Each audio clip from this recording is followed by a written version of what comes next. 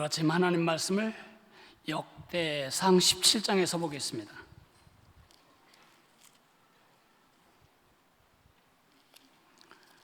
역대상 17장은 보통 성경 637페이지쯤에 있습니다. 1절부터 15절까지를 저와 한 절씩 나누어 읽겠습니다. 다윗이 그의 궁전에 거주할 때에 다윗이 선지자 나단에게 이르되 나는 백향목궁에 거주하거늘 여호와의 언약궤는 휘장 아래에 있도다.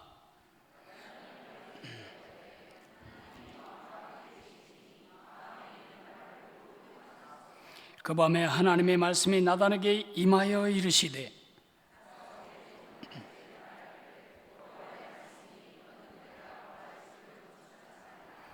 내가 이스라엘을 애굽에서 올라오게 한 날부터 오늘까지 집에 있지 아니하고 오직 이 장막과 저 장막에 있으며 이 성막과 저 성막에 있었나니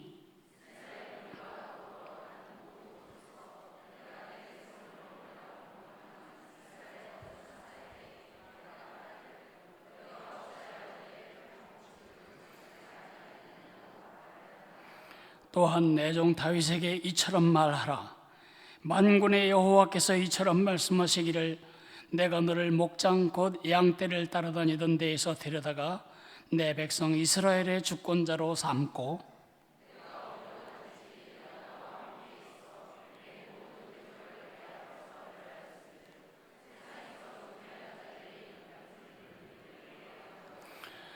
내가 또 내 백성 이스라엘을 위하여 한 곳을 정하여 그들을 심고 그들이 그곳에 거주하면서 다시는 옮겨가지 아니하게 하여 악한 사람들에게 전과 같이 그들을 해치지 못하게 하여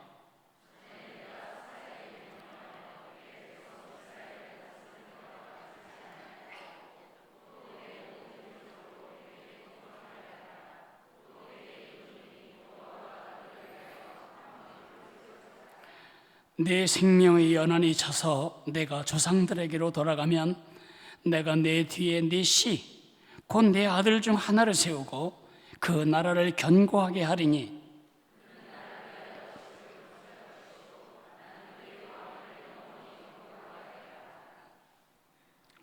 나는 그의 아버지가 되고 그는 나의 아들이 되리니 나의 인자를 그에게서 빼앗지 아니하기를 내가 네 전에 있던 자에게서 빼앗음과 같이 하지 아니할 것이며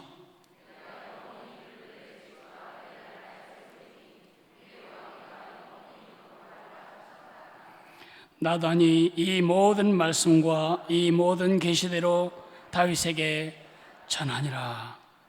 아멘. 여러분, 제게 여러분을 향한 소원이 있습니다. 정말 행복하게 사십시오. 저는 여러분들이 하나님을 여호와 하나님은 여호와, 그 유일하시고 참되신 하나님의 백성이 누려야 마땅할 참 행복을 누리며 이 땅에서 전시하며 살아가시게 되기를 정말로 원합니다. 제 소원입니다. 여러분이 이런 말을 들을 때 약간 부담을 느끼실 겁니다. 뭐가 좀 있어야 그렇게 살지? 아니요. 오늘 저는 여러분에게 그런 삶을 살아갈 열쇠를 들려드리려고 합니다. 그 열쇠는 순종입니다.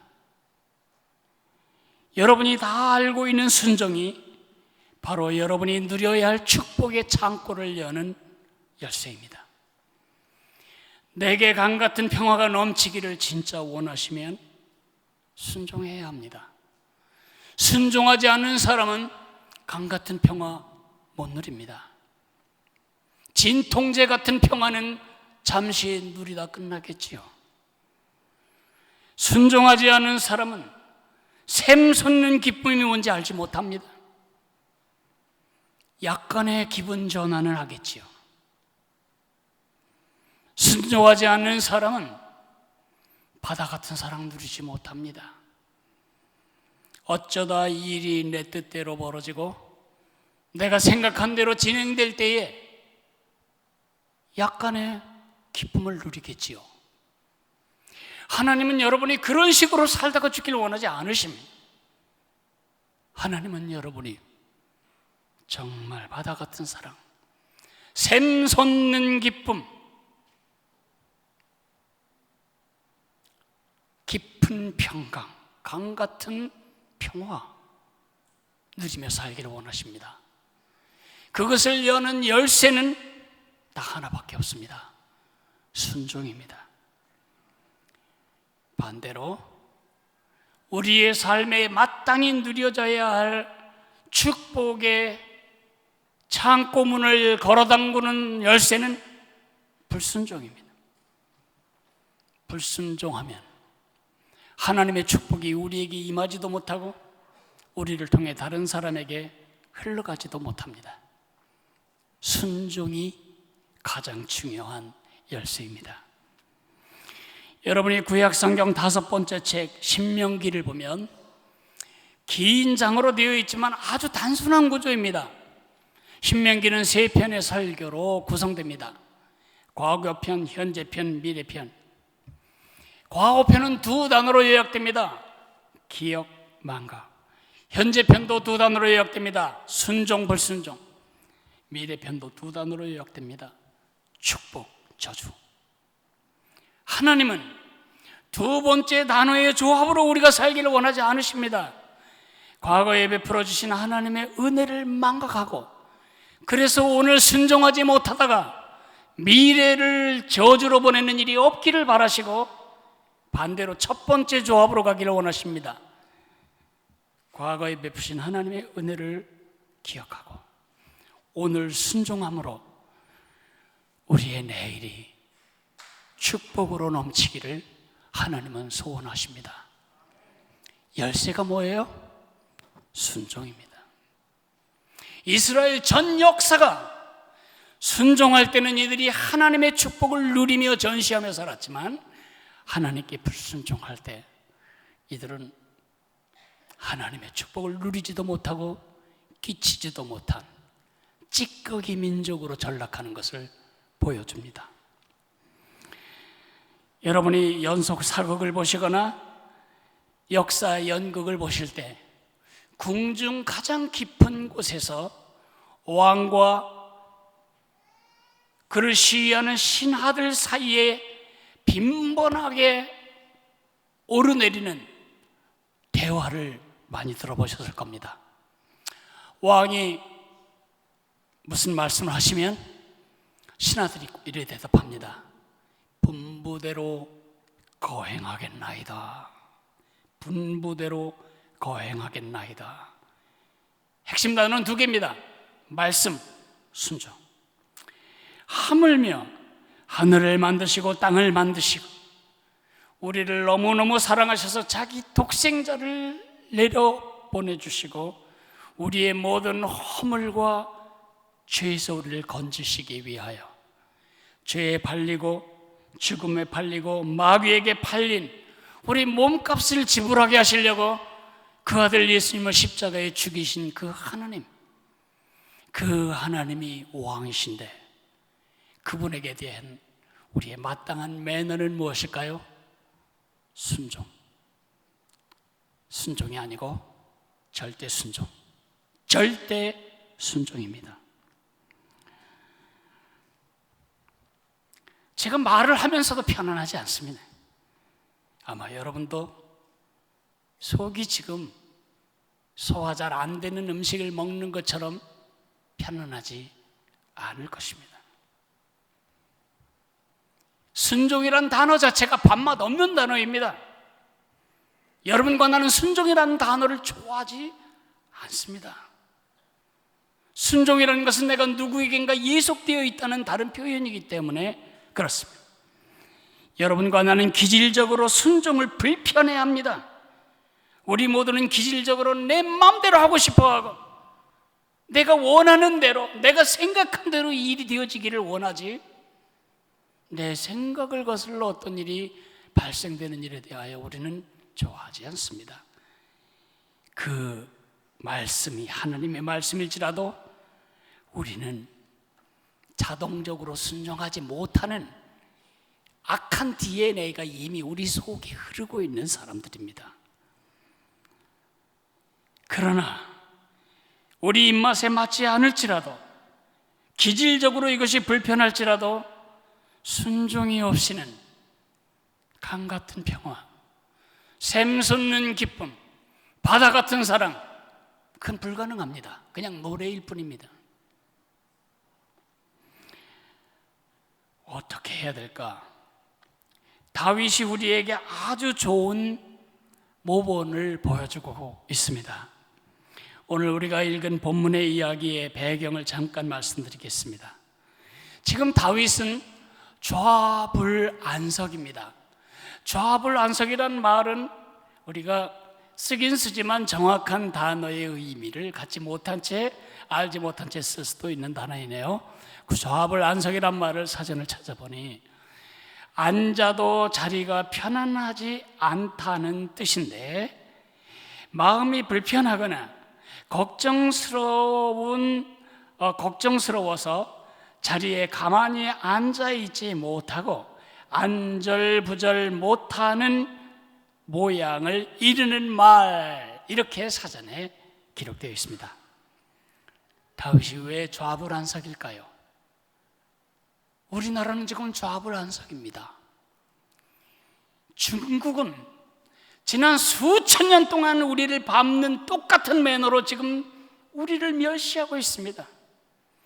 일본은 지금 무역 전쟁으로 우리 경제를 고사시킴으로써 우리 목을 지금 쥐고 있습니다. 어떻게 해야죠? 우리 좌불안석입니다. 그러면 다윗도 그랬을까? 다윗을 쳐들어오려고, 다윗의 왕국을 침략하려는 군사적인 위협이 있을까요? 없습니다. 하나님이 모든 대적들을 다 평정하게 하는 승리를 주셨기 때문입니다. 그러면 경제적인 위협이 될 만한 세력이 주변에 있을까요? 없습니다. 다윗은 지금 온 전쟁을 진압하고 안정되고 태평한 시대, 그런 나라를 다스리고 있습니다. 그런데 왜 좌불안석일까요?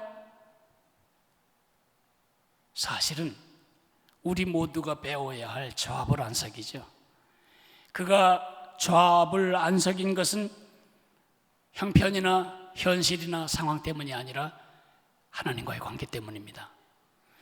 자기는 너무도 멋진 궁궐을 백향목으로 지어놓고 호화롭게 앉아있는데, 하나님은 지난 500년 전에 만들어 놓은 그 거칠고 낡은 텐트 속에 계시다니.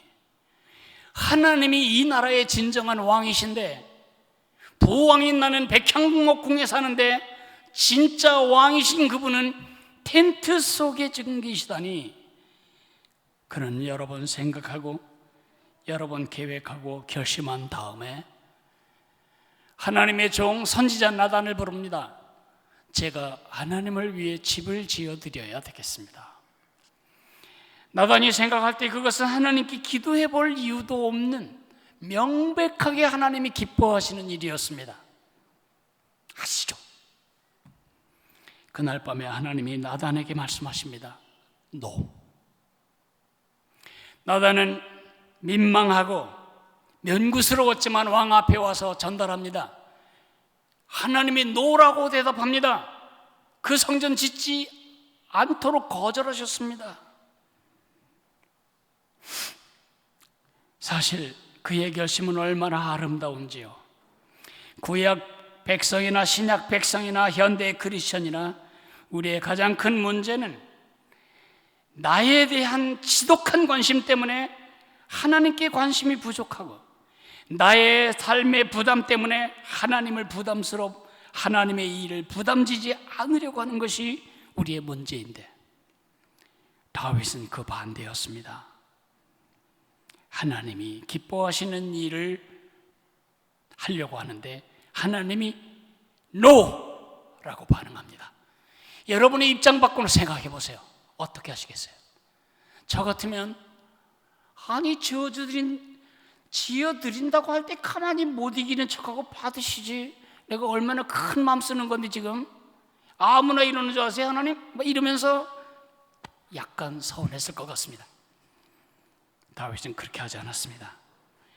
다윗의 반응을 제가 여러분이 아주 익숙한 말로 번역해 드리겠습니다. 예, 그리하시지요? 예, 그리하겠습니다. 예, 그리하십시오. 예, 그리하겠습니다. 이 두 마디는 다윗의 생애 내내 끌고 가는, 그의 생애를 끌고 가는 두 마리의 말과 같았습니다. 그리고 이 두 마디가 다윗의 생애를 그렇게 복되게, 행복하게, 축복하게 만든 것입니다. 여러분이 정말 행복하기를 원하신다면, 정말 강 같은 평화와 바다 같은 사랑과 샘솟는 기쁨, 그것이 노래 가사가 아닌 내 실제 삶의 고백으로 누려지기를 원하신다면 두 마디가 툭 쳐도 튀어나오는 여러분의 말이 되어야 합니다. 연습해 볼까요? 예, 그리하시지요. 예, 그리하겠습니다.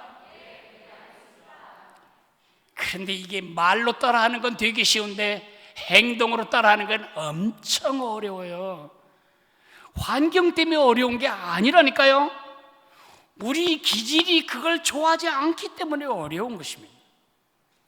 끊임없이 순종의 발목을 잡고 있는 우리 속에 있는 왼수, 우리 바깥에 있는 마귀 원수, 세상 원수, 그 발목 잡는 불순종의 유혹을 끊어버리고 승리하려면 다윗으로부터 네 가지 원리를 배울 필요가 있습니다. 오늘 저는 그 네 가지에 대해서 간략하게 설명을 드리려고 합니다. 순종의 이유, 순종의 동기, 순종의 방법, 그리고 순종의 결과. 순종의 이유. 왜 순종해야죠? 왜? 순종 안 하면 혼날까 봐 순종하나요? 너 말 들어. 말 안 들으면 매매한다. 셋, 둘 반에 반. 이제 하나 남았어, 하나 이제. 그래서 매 맞을까 봐 우리 순종하나요?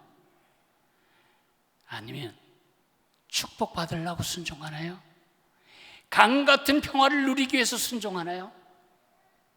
아니에요. 그거는 진정한 순종의 이유가 되지 못합니다. 진정한 순종의 이유는 하나님의 주권에 대한 인정입니다. 지금 다윗의 입장을 한번 생각해 볼까요? 다윗은 죽을 고생을 하며 살아남았습니다. 정말 구사일생입니다. 한 나라의 임금이 전 국력을 총집결하여 전 군사력, 전 경제력을 집중해서 잡아 죽이려고 하는 정치범 1번 누구였죠? 다윗이었습니다. 살아남았습니다. 이제 남북 왕국 12지파 전체의 왕으로 추대되었습니다. 예루살렘 그 난공불락의 성에 도읍을 정했습니다. 그리고 하나님의 법궤도 모셔다 놓았습니다. 삼지사방의 나라들이 조공을 바치며 이스라엘의 눈치를 보는 입장이 되었습니다. 그는 유명해졌고 그는 막강해졌습니다. 제가 이 지경에 이르면 저는 아마 간이 부었을 것입니다. 제가 겉으로 겸손한 척 하겠지만 속으로 누군가가 저에 대해서 NO! 라고 말하면 저 화날 겁니다. 보통 사람들이 이 지경이 되면 마음이 높아지죠. 마음이 높아진 사람들이 제일 싫어하는 말이 뭐죠? NO! 거절당할 때, 거부당할 때 높아진 사람들은 견디지 못합니다. 성전 건축에 대한 그의 꿈, 그의 비전, 주님께 대한 사랑, 주님께 대한 계획, 모든 것이 단 두 글자에 의해서 거절되었습니다.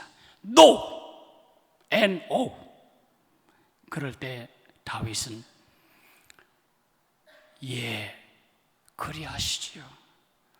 예, 그리 알겠습니다. 왜 그랬을까요? 왜 다윗은 그렇게 순종했을까요?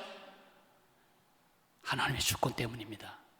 하나님의 주권이란 말이 어렵다면 아주 쉬운 말로 진짜 왕이 하나님이시라는 것을 인식하고 있었기 때문입니다. 오늘 우리가 읽지 않은 16절부터 27절까지 17장 마지막 부분은요, 이 하나님의 거절을 들은 것에 대한 다윗의 기도 내용입니다. 이 기도 내용을 제가 훑어가지고 컴퓨터에 넣고 정확하게 세어봤더니 이렇게 되었습니다. 여호와 8번, 하나님 10번, 여호와 하나님 합쳐서 18번, 그리고 주인님, 나의 주인 어른 31번, 자기를, 저는 그렇게 말하지 않고 종은 종에게, 종을 위하여, 종이, 나라는 말도 쓰지 않고 노예로, 종으로 자기를 표현하는 것이 9번. 자, 짧은 글을 접을까요?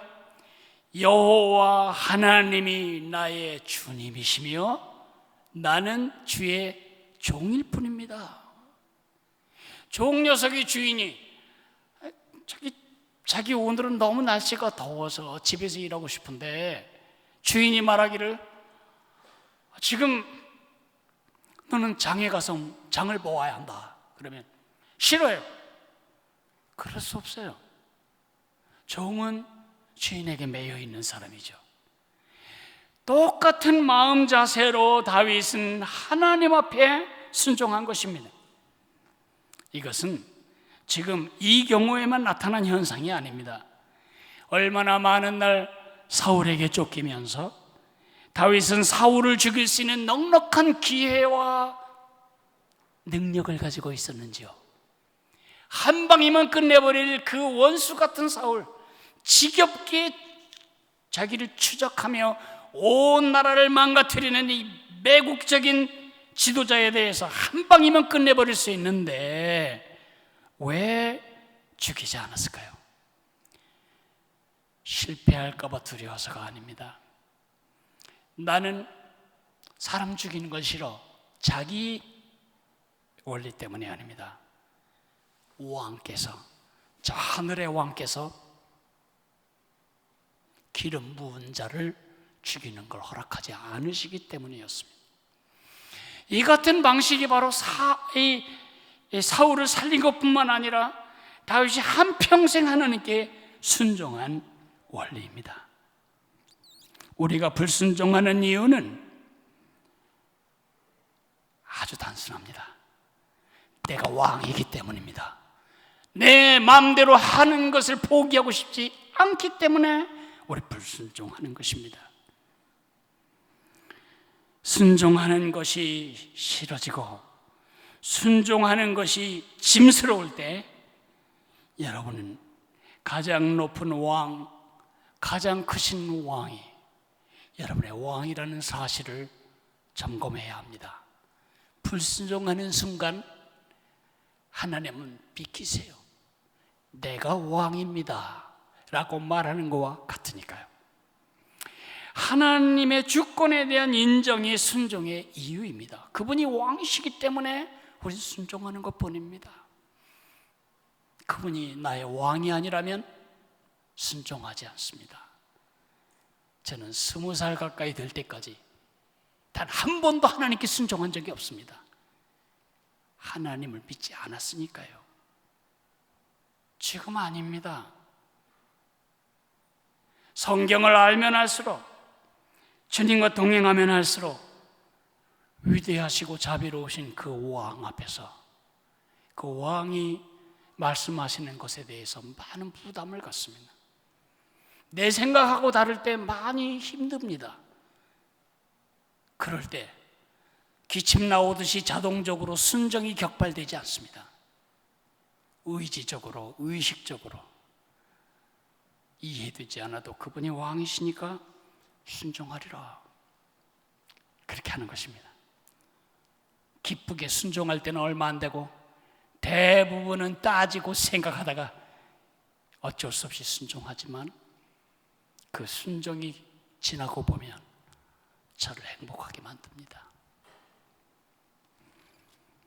하나님이 왕이심 맞습니까? 하나님이 여러분의 왕이신 사실이 맞습니까? 거기가 바로 우리 순종의 출발점입니다. 두 번째, 순종의 동기에 대해서 말씀드리겠습니다. 우리 순종의 동기는 하나님의 은혜에 대한 감사입니다. 하나님은 한 번도 다윗에게 내 집 좀 지어라, 너는 그렇게 멋진 집에 살면서 나는 이렇게 초라한 곳에 둬도 되겠냐, 암시를 하시거나 명령을 하시거나 요구하시거나 제언하신 적이 없습니다. 예수님이 이 땅에 계실 때에 그가 방문하셨던 성전을 지은 사람은 헤롯 왕이었습니다.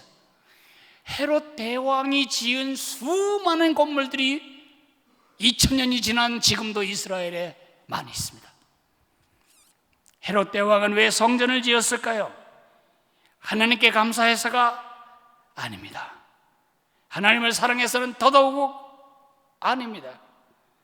그가 성전을 지은 딱 한 가지 이유는 유대인들의 환심을 사서 통치를 부드럽게 하기 위해서였습니다. 다윗은 지금 그런 통치, 정치적인 영향력과 효과 때문에 성전 지으려고 한 것이 아닙니다. 그가 성전을 지으려고 했던 딱 한 가지 이유는 자기에게 베푸신 하나님의 은혜에 대해서 감사했기 때문입니다. 그래서 하나님이 노라고 말씀하실 때 그는 지체하지 않고 예, 그리하십시오, 예, 그리하겠습니다 라고 대답할 수가 있었던 것입니다. 우리가 읽은 역대상 17장과 똑같이 이야기를 다루고 있는 책이 사무엘하 7장입니다. 그 7장을 읽어보면 하나님이 다윗에게 베푸신 은혜를 다윗은 정확하게 기억하며 하나님 앞에 고백하고 있습니다. 7장, 첫째는 과거에 베푸신 은혜, 과거에 베푸신 은혜. 두 번째, 현재에 베푸시는 은혜. 그리고 미래에 베푸실 은혜. 이 은혜에 대한 기억, 이 은혜에 대한 감사 때문에 그는 하나님께 성전을 지어드리고 싶었고, 성전 건축이 금지된 때에도 그는 기꺼이 순종할 수가 있었습니다. 다시 말합니다. 순종의 동기는 복 받으려고 하는 것이 아닙니다. 말 잘 들으면 떡 생기기 때문에 지금 순종하는 게 아닙니다. 다윗도 똑같이 우리처럼 순종이 거북스럽고 왼손으로 내 이름 쓰듯이 순종이 자연스러운 일이 아니었지만 하나님이 베푸신 은혜를 기억하며 감사해서 순종할 수 있었습니다. 혹시 여러분 중에 하나님께 순종하지 않았다가 터질까봐, 하나님이 심술 피울까봐 두려워서 순종하는 분이 계신가요? 그건 진짜 속는 거네요. 여러분은 자식에게 그렇게 합니까? 말 안 들으면 다리 분지릅니까? 애가 말 안 들으면 목 비틉니까? 악한 우리도 그런 짓 안 하는데 우리 하나님이 왜 그러시겠어요?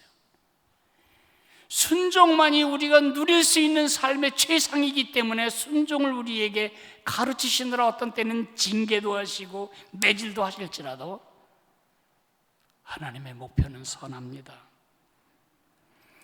우리는 축복을 받으려거나 아니면 하나님의 보복이 두려워서 아니면 그렇게 해야만 할 의무이기 때문에 순종하는 것이 아니라 하나님이 나를 얼마나 사랑하셨는지, 사랑하시는지, 사랑하실 것인지에 대한 은혜에 감사해서 이 일을 하는 것입니다.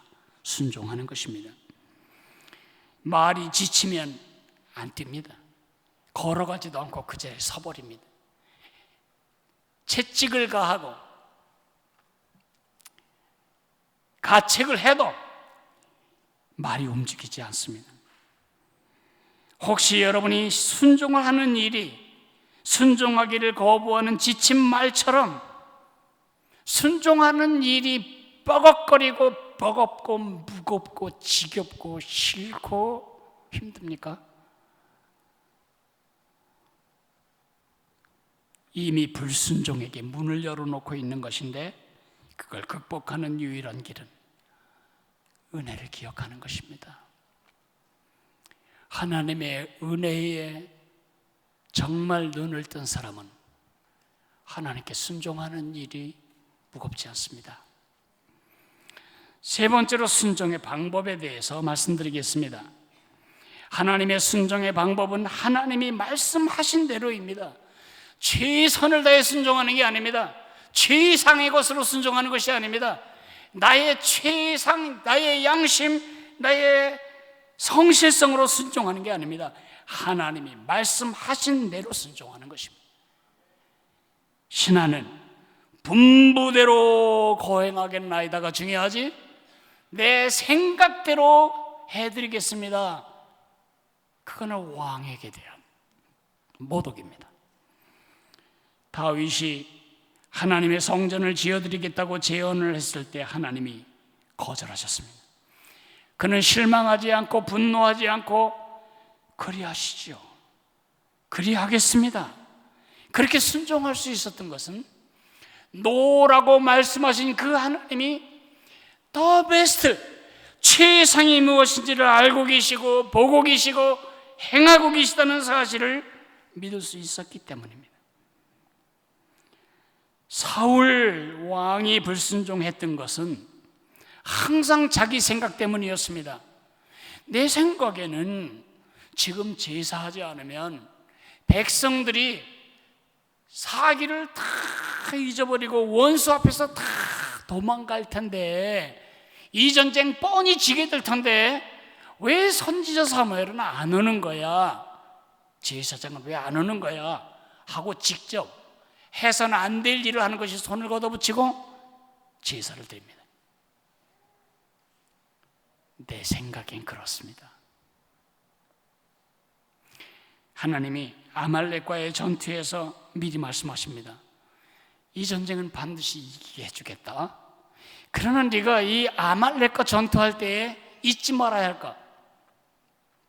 모든 살아있는 걸 다 죽여라. 사람뿐만 아니라 말과 소까지도 다 진멸하여 없애버려라. 하나님을 대적하는 악한 자들을 하나님이 어떻게 심판하는지를 보여주는 심판 대행자로서 그들이 명심해야 할 일이었습니다. 그러나 사울이 전쟁에 승리할 때 생각이 달라졌습니다.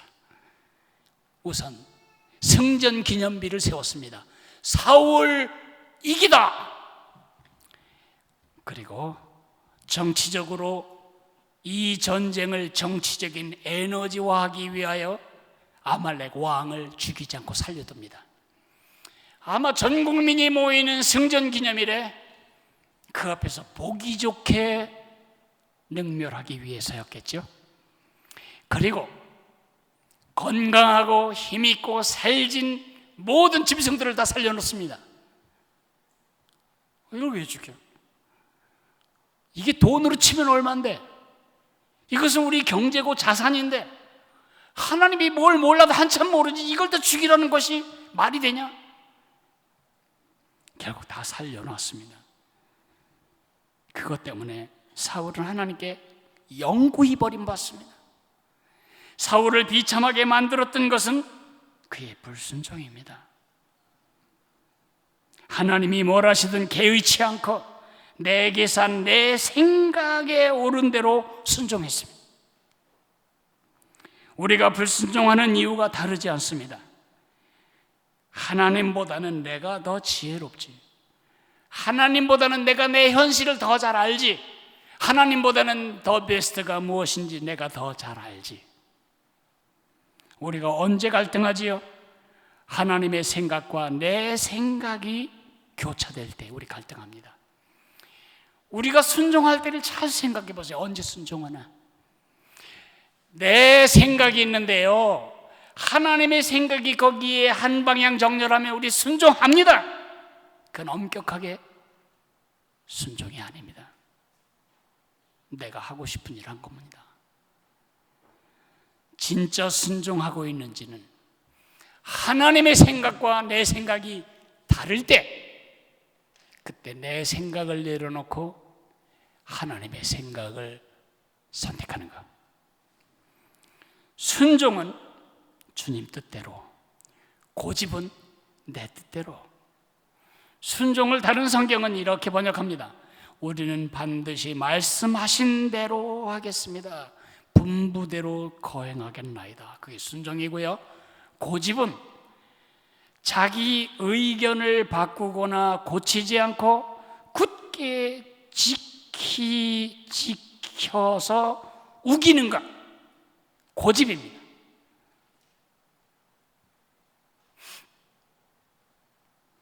고집은 우리를 망하게 합니다. 저는 어려서 닭을 키우면서 정말 짜증이 난 적이 한두 번이 아닙니다. 닭은 방향을 바꾸기가 어려워요. 제가 앞에서 쫓으면 뒤로 가지 않아요. 반드시 저 있는 쪽으로 와서 지하를 통과해 버리거나 자기가 가고 싶은 대로 가요. 제가 그전에도 한번 말씀드린 적이 있는데요, 쥐가 닭을 잡아먹어요. 제가 닭고기를 돈을 주고 사 먹지 않는 이유는 어렸을 때 너무 이상하게 죽은 닭을 많이 먹었기 때문입니다. 닭장에 닭이 아침에 가보면 내장이 하나도 없어요. 항문서부터 식도까지 다 파먹힌 채 빈 통만 있어요. 그거를 안 꺼내는 수고를 덜어줘서 고맙긴 하지만 그거 털 뽑아서 먹는 재미가 별로예요. 쥐가 와가지고 닭의 항문을 핥아요.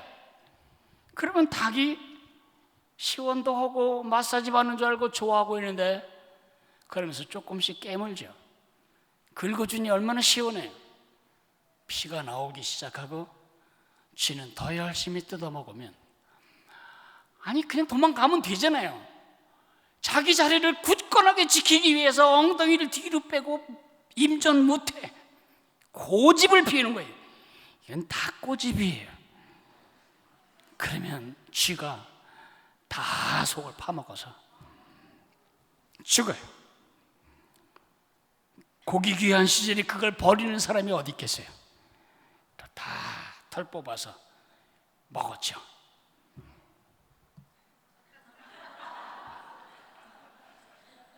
왜 닭 죽은 것만 그렇게 불쌍히 생각하세요? 그게 우리를 죽이는 방법과 똑같은 것이라니까요. 고집, 우리를 망하게 합니다. 하나님의 생각과 내 생각이 충돌할 때 하나님의 생각을 따르겠다고 결정하는 것, 최상의 결정입니다. 마지막으로 순종의 결과에 대해서 말씀드리겠습니다. 순종의 결과는 축복입니다. 반대로 뒤집으면 불순종은 반드시 대가를 지불합니다. 여러분, 우리 교회에서 가장 많이 쓰는 말 하나를 한번 볼까요? 예, 그리하겠습니다. 예, 그리하십시오 라고 말하는 건 쉬운데, 그 다음에 있는 영어 단어 때문에 이 말을 함부로 할 말이 아니에요. Whatever it takes, 예, 그리하십시오 라고 결단하는 순간부터 우리는 대가를 지불합니다. 내 자존심, 내 경험, 내 생각, 내 고집 다 내려놔야 합니다. 그것 때문에 우리 순종이 어려운 거지요. 그런데 여러분, 순종하느라 지불하는 대가는 불순종함으로 지불하는 대가보다 훨씬 적고 가볍습니다. 한번 보실까요? 이스라엘에 두 왕이 있었습니다. 똑같은 국토를 똑같은 하나님의 주권 아래서 똑같은 말을 쓰는 똑같은 백성을 똑같이 40년씩 다스렸건만 왼쪽에 있는 사울 임금님의 이스라엘과 오른쪽에 있는 다윗 임금님의 40년 이스라엘, 아주 다른, 북한과 남한이 다른 것보다 훨씬 다른 나라가 되었습니다. 무슨 차이일 것 같습니까? 대가 차이입니다. 대가. 내 자존심, 내 생각, 내 소원, 내 기호, 그것을 지불하고 순종한 다윗의 왕국과 내 생각, 내 계획, 내 마음, 내 주권을 그대로 가졌던 사울, 다 잃어버렸습니다. 누가 더 많은 대가를 지불했지요? 사울은 금수저 출신입니다. 아주 알토란 같은 부잣집 아들입니다. 왕이 아니어도 기죽을 것이 없는 사람입니다. 가정 환경만 그런 게 아니고 보통 이스라엘 남자의 어깨서부터 머리 하나가 더 있었던 아주 굉장한 사람이었습니다.